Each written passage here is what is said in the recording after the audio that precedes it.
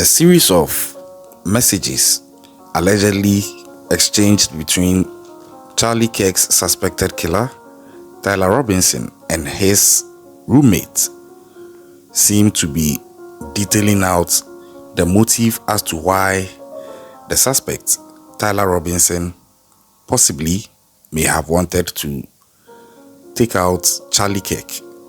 It details reasons or possible reasons why he may have done it if he actually did, and also even goes on to sort of allude to a confession of the crime afterwards. I'm going to take you through the messages allegedly being between Tyler Robinson and his roommate, whom reports indicate he was romantically involved with, and that this person was belonging to the trans community and was a man going through the transition phase of becoming a woman. And as it stands now, there are things about this message that makes it seem like it satisfies probable motive and also even serves as an evidence of a confession. But then there are speculations and questions as to whether this is actually genuine, and if it is, did it even come from Tyler Robinson to this roommate of his, as is being alleged. But for now, we are just going to look at the details of it.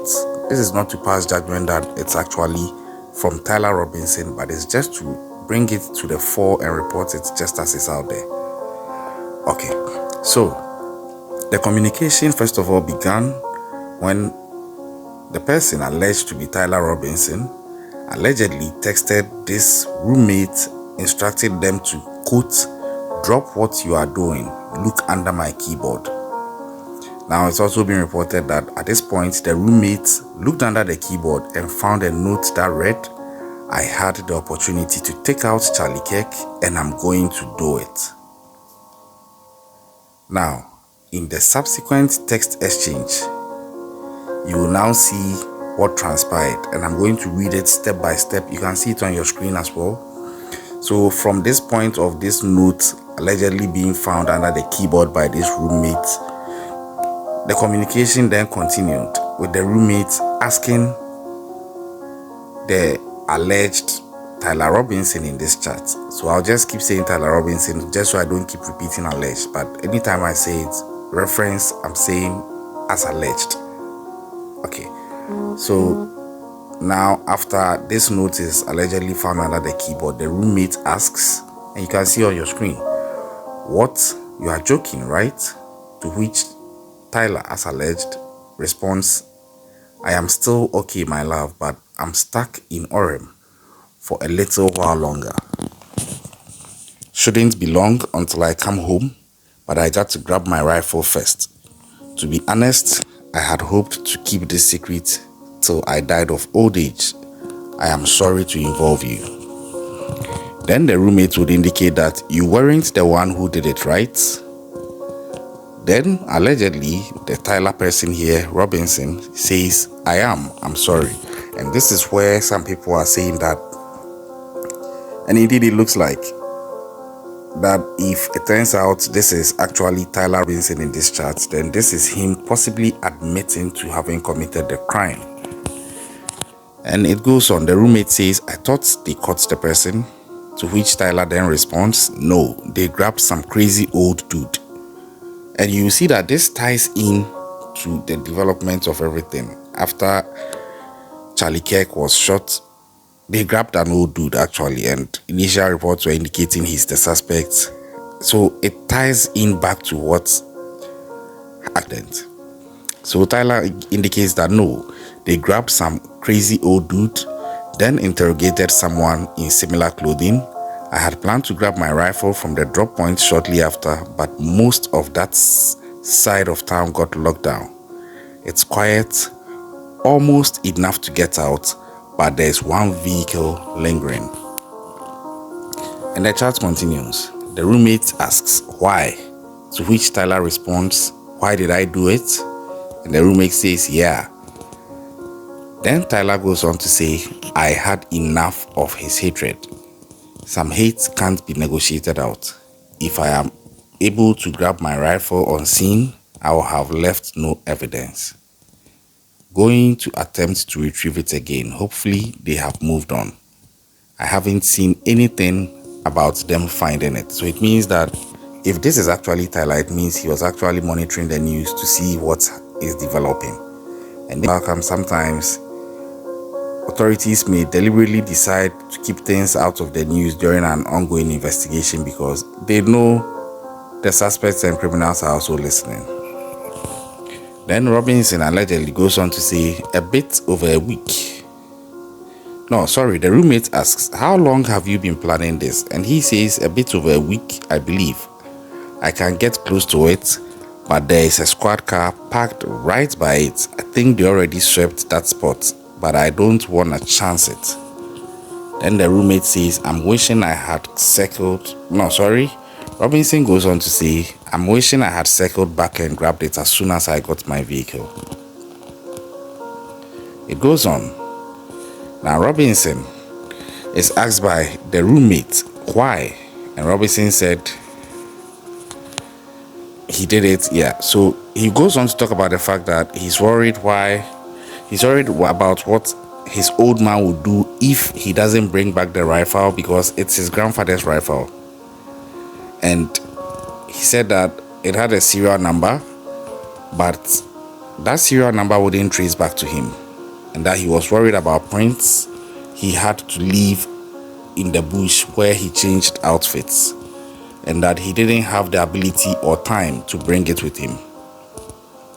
He also went on to talk about the fact that he may have to abandon it and hope they don't find the prints, and talked about how he would explain losing the rifle to his old man.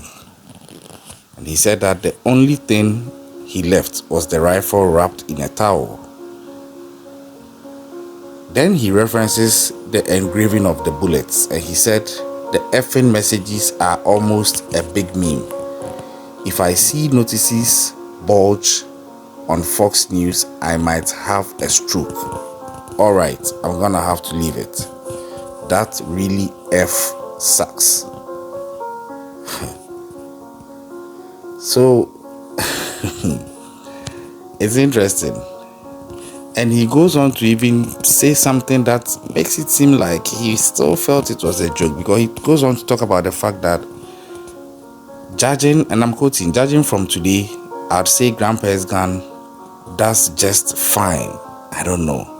I think that was a $2,000 scope. So it seems like he's talking about the fact that, looking at the fact that he was able to make that shot and achieve his objective of eliminating Charlie Kirk, it confirms to him that his grandpa's rifle works just fine, and that he fixed a $2,000 scope on it. And I was like, really?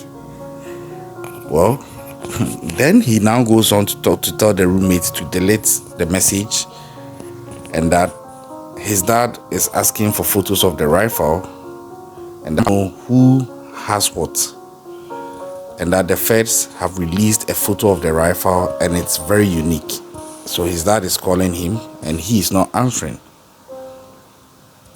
But basically, this is how things actually unfolded in that chat between Tyler Robinson and his roommate, allegedly.